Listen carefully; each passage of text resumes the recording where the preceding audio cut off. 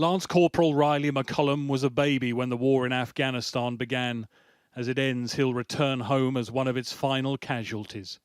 Like 22-year-old Corporal Hunter Lopez, another one of the 13 Americans killed in the attack on Kabul airport. And Sergeant Nicole G., 23 years old, all of them, according to their families, fulfilling the dream of serving their country. And from the Pentagon, confirmation of a drone strike that is the retribution that was promised. 2 high-profile ISIS targets were killed and 1 was wounded. And we know of 0 civilian casualties. Without specifying any future plans, I will say that we will continue to have the ability to defend ourselves and to leverage over-the-horizon capability to conduct counter-terrorism operations as needed. ISIS may have lost in this strike. They lost a planner and they lost a facilitator, and they've got 1 wounded. And the fact that 2 of these individuals are no longer walking on the face of the earth, that's a good thing. It's a good thing for the people of Afghanistan, and it's a good thing for our troops and our forces at that airfield, and I think I'm just going to leave it there. They've said it won't be the last either, with another ISIS attack on Kabul airport said to be highly likely.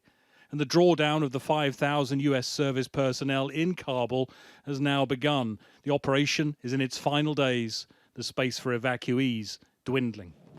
The president's immediate focus was on the storm heading for the US coast, but his handling of the withdrawal from Afghanistan continues to attract criticism. It certainly is going to be a really difficult situation to manage at home and otherwise. And those people who are already saying he needed to handle it differently, to do more, will say, see, we were right. And those who said you should have pulled out right away and should be out of there will say that also. So it is a very challenging situation for him. Biden believes the bigger picture, ending what's been called America's forever war, is what Americans still want, as they have done for years, and that whatever the terrible short-term cost, it will be worth it in the long run.